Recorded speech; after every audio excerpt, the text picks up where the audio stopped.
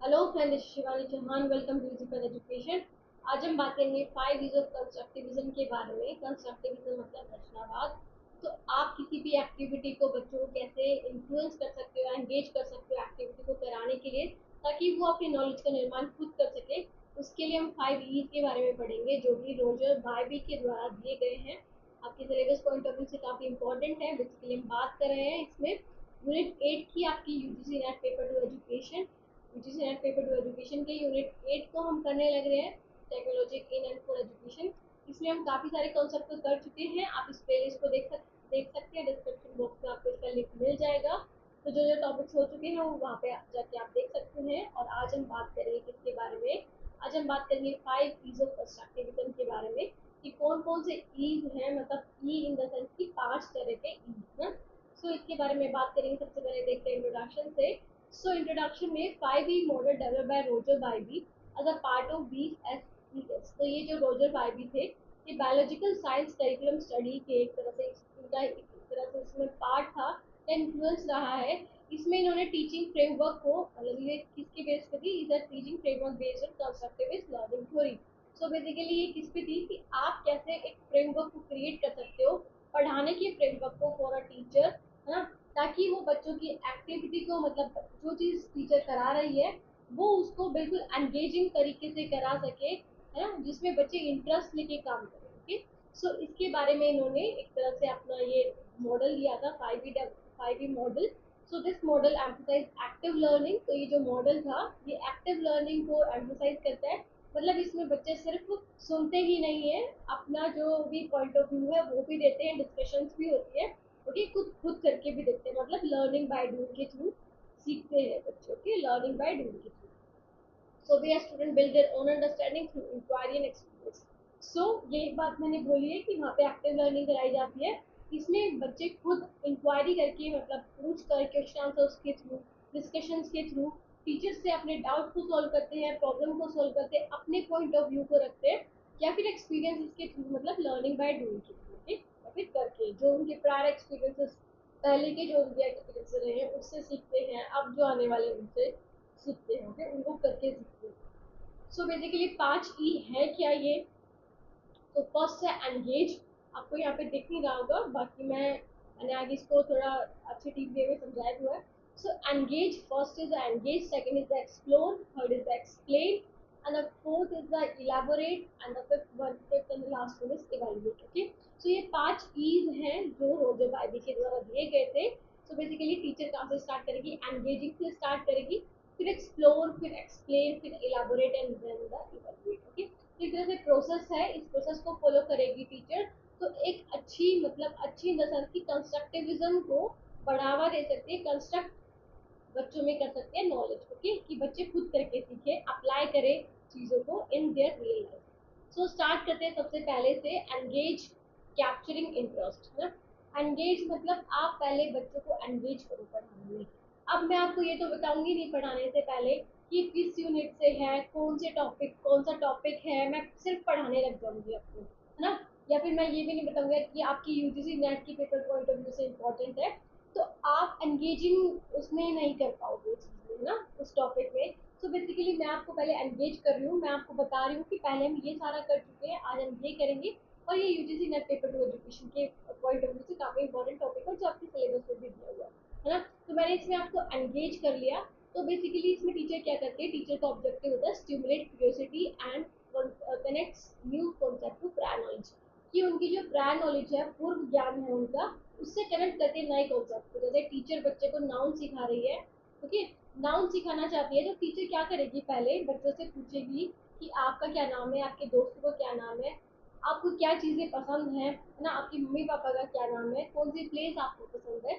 तो एक तरह से उनकी प्रायर नॉलेज से, मतलब जो उन्हें पता है उससे कनेक्ट करेगी नई नॉलेज को। ओके, इसका यही ऑब्जेक्टिव होता है। फॉर एग्जाम्पल, यहाँ पे मैंने एग्जाम्पल भी दिया हुआ ताकि आप अच्छे से नोट्स बना सके और समझ भी सकें।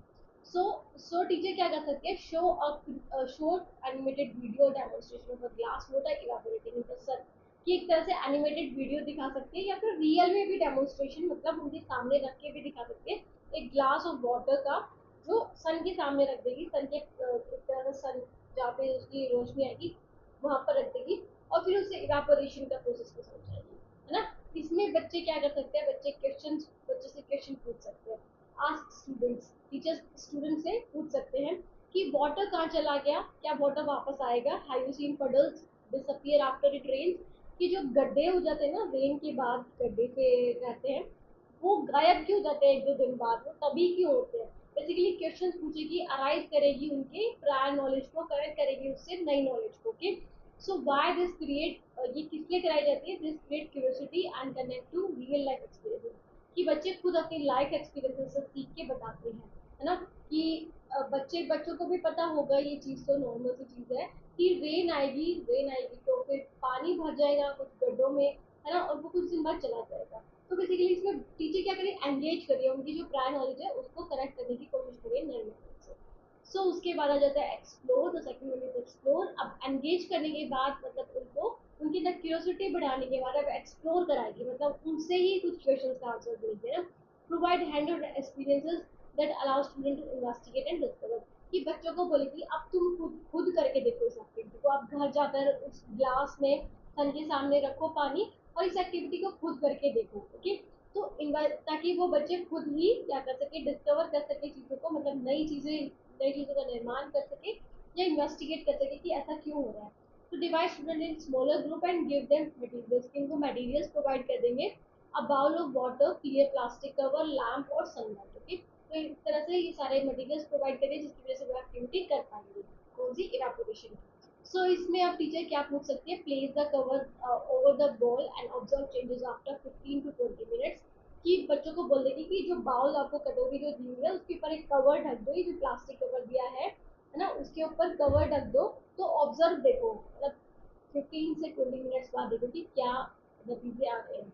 सो रिकॉर्ड व्हाट दे सी, इस चीज को रिकॉर्ड करो कि वाटर ड्रॉपलेट फॉर्म हो गई है ना, इस चीज को रिकॉर्ड करो, आप देखो कि क्यों हुआ है। सो why this help them experience evaporation and condensation before formal explanation, कि टीचर उनको क्या बताना चाह रही है, एक तो दैट इज सॉरी इवेपोरेशन के बारे में बताना चाह रही है और दूसरा कंडेंसेशन के बारे में बताना चाह रही है। तो उससे इन टर्म्स को अनाउंस करने से पहले टीचर उनको क्या करा रही है, एक्टिविटी करके दिखा रही है कि ये चीज हो सकती है कि आप पानी के ग्लास को सन के पास रख दो या फिर सन के सामने रख दो ना, सनलाइट में रख दो, तो कुछ देर बाद पानी बिल्कुल कम रह जाएगा या फिर उड़ जाएगा हवा में। दूसरा ये कि उसके ऊपर आप कवर ढक दो, फिर आप देखोगे कि जो कवर है उसके ऊपर कुछ ड्रॉपलेट्स रही होगी। तो इस तरह से वो क्या करिए, एक्सप्लोर कर रहे हैं, मतलब अब बच्चे खुद करके देख रहे हैं इस चीज को। ओके, एक्सप्लोर में दिया जाता है एक्सप्लेन।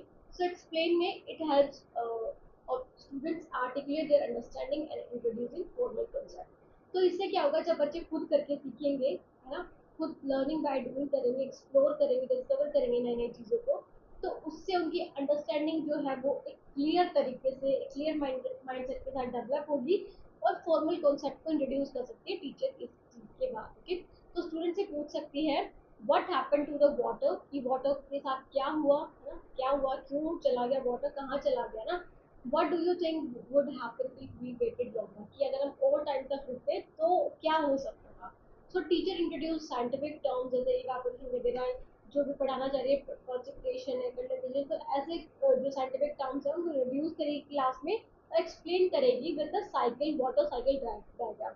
आप भी जब छोटे होंगे 6th क्लास में, 5th क्लास में, आपने भी ये वाटर साइकिल जरूर पढ़ी होगी कि बारिश आती है ना, फिर रिवर बह जाते, फिर जो सन है वो पानी वापस ले लेता है, फिर दोबारा से बारिश बनती है, फिर आती है, फिर ये, तो इस तरह से एक प्रोसेस है, वाटर साइकिल है, उसको इंट्रोड्यूस करेगी क्लास में।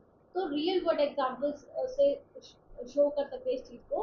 क्लाउड फॉर्मिंग बिफोर रेन, है ना, तो ये जो क्लाउड फॉर्म होते हैं क्यों होते हैं रेन से, रेन होने से पहले। So why this correct observation to scientific explanation, तो ये जो ऑब्जर्वेशन जो इन्होंने देखी है, जो चीजें कि जैसे वाटर ड्रॉपलेट्स बन रही हैं, पानी हवा में चला गया, तो इससे साइंटिफिक की वजह से साइंटिफिक एक्सप्लेनेशन को वो इंट्रोड्यूस कर सकते हैं। ओके, समझ में आया इतना। फिर उसके बाद आता है इलाबोरेट, तो बहुत ही एक तरह से आप बोल सकते हो कि बहुत ही बेसिक सा कॉन्सेप्ट है ये सारे 5 बट मैं इसको थोड़ा डीप में इसलिए पढ़ा रही हूँ ताकि आपको अच्छे से समझ आ जाए, है ना। बहुत ही एक क्वेश्चन भी आ गया तो आप समझ लो कि 2 मार्क्स का, और बहुत बहुत इजी टॉपिक है ना, तो इसलिए आप इसको कर सकते हैं, तो जा सकते हैं। सो इलाबोरेट में क्या होगा, extend learning by applying concept to new situation and deeper problem. कि अब उनकी जो लर्निंग है, जो उनको इवापोरेशन सिखाया गया है, कंडेंसेशन सिखाया गया, प्रेसिपिटेशन सिखाया गया है, अब उसको वो नए सिचुएशन में अप्लाई करें और उनके डीपर प्रॉब्लम को सॉल्व करें, और भी जो प्रॉब्लम्स है उसको सॉल्व करने में हेल्प कर सकते हैं ना। तो उनकी लर्निंग को उस तरह से एक्सटेंड कर दो, इलेबोरेट इन द सेंस कि अब उनकी लर्निंग को और आगे तक बढ़ा दो। तो इसमें टीचर क्या करा सकते हैं, क्रिएटिव प्रोजेक्ट करा सकती है, आस्क स्टूडेंट टू ड्रॉ और act out the water cycle. कि बच्चों को बोल सकते हैं कि आप क्या करो, आप ड्रॉ करके लाओ वाटर साइकिल को, है ना, और फिर real world connection discuss how the water cycle affect water, farming and daily life. तो इस तरह से इलेबोरेट कर सकते हैं उनकी नॉलेज को कि एक वाटर साइकिल कैसे हेल्प करती है फार्मर्स को, हमारे वेदर को कैसे इम्प्रूव करती है, वेदर को कैसे ठंडा रखती है, हमारी डेली लाइफ में क्या इन्फ्लुएंस है। तो इस सब से टीचर क्या करें, उनकी जो नॉलेज बनी है related to this water cycle, तो इसको इम्प्रूव करने में हेल्प कर सकते हैं, ओके, इलेबोरेशन को। सो इसमें क्रिटिकल थिंकिंग एनहांस होगी, क्रिएटिव प्रोजेक्ट के थ्रू करा सकती है, रियल वर्ल्ड कनेक्शंस के थ्रू क्रिटिकल थिंकिंग एनहांस होगी। सो टीचर क्या कर सकती है, ask how would the water cycle change in a desert versus a rain forest. कि एक रेन फॉरेस्ट है जहाँ पे बारिश आती रहती है बहुत ज्यादा, है ना, और एक है डेजर्ट, तो वहाँ पे वाटर साइकिल कैसे डिफरेंट होगी, कैसे वो चेंज होती है ना। तो ये सारी चीजें टीचर पूछ सकते हैं क्रिटिकल थिंकिंग को एनर्जी देने, ताकि वो सोच विचार करें उन चीजों पर और देखें कि ऐसा क्यों होता है और क्यों नहीं होता, ओके। तो डिफ्रेंशिएट करके वो क्या कर सकते हैं, उनकी जो क्रिटिकल थिंकिंग है, दैट इज गहन चिंतन है, उसको डेवलप कर सकती है। आफ्टर दैट इज व्हाई, अब ये क्यों कराया जाता है इलेबोरेट, तो this helps student apply concept in different context. की अब आप इस कॉन्टेक्स्ट को, वाटर साइकिल वाले कॉन्सेप्ट को नए नए एरियाज में, नए नए स्कोप पे, है ना, नई जगह पे अप्लाई कर सकते हो with a easy form, okay. इसके बाद आता है next one is the fifth and last one is the evaluate, है ना। अब आपने एंगेज भी कर दिया बच्चों को, ओके, बच्चों को एंगेज भी कर दिया, फिर उसके बाद बच्चों को एक्सप्लोर भी कर दिया एक्टिविटीज, मतलब उनको हैंड्स ऑन एक्टिविटीज भी करा दी, उनसे करके दिखा दी, फिर एक्सप्लेन कर दोगे आप जो भी टर्म है उससे रिलेटेड, ओके।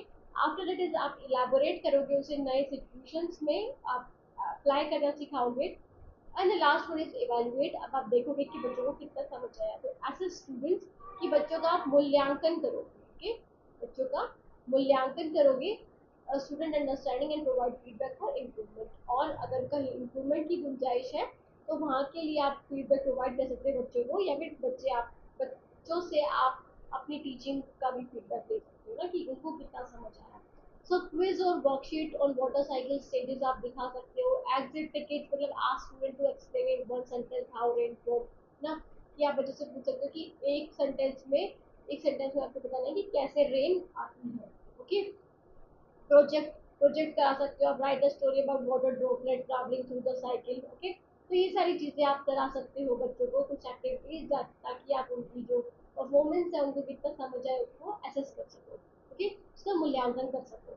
सो क्यों कराई जाती है this text understanding in multiple ways, verbal, written and creative. तो इससे बच्चे की जो अंडरस्टैंडिंग है किस तरह से हुई है, वर्बल तरीके से आप पूछ सकते हो, रिटन तरीके से और क्रिएटिव तरीके से आप बच्चों की अंडरस्टैंडिंग को देख सकते हो, है ना, और अपने लिए भी फीडबैक क्रिएट कर सकते हो कि आपने कितने ढंग से बच्चे को पढ़ाया है, उसको तैयार किया है। सो बेसिकली यही 5 एक्टिविटीज है या फिर 5 ईज है जो इम्पोर्टेंट है, जो रोजर बाइबल के द्वारा दिए गए थे, ओके। एक टीचिंग फ्रेमवर्क को एनहेंस करती है जिसमें बच्चे लर्निंग बाय डूइंग से, या फिर आप बोल सकते हो एक्टिव लर्नर बनकर सीखते हैं बच्चे, ठीक है, पैसिव लर्नर नहीं बने जाते, ओके। इसमें क्या आ गया, एंगेज आ गया, एक्सप्लोर आ गया, एक्सप्लेन आ गया, इलेबोरेट आ गया और इवेल्युएट आ गया, ओके। सो ये थी बहुत ही बेसिक सी क्लास, और इसके बाद हम एक प्रीवियस क्वेश्चन भी देख लेते हैं इससे related. So 5 years instruction model of constructivism has been developed on the basis of which of the following theoretical basis of learning। कि जो 5 years of instruction model है कंस्ट्रक्टिविज्म का, ये किस थ्योरेटिकल बेसिस ऑफ लर्निंग के base पे बनाया हुआ है।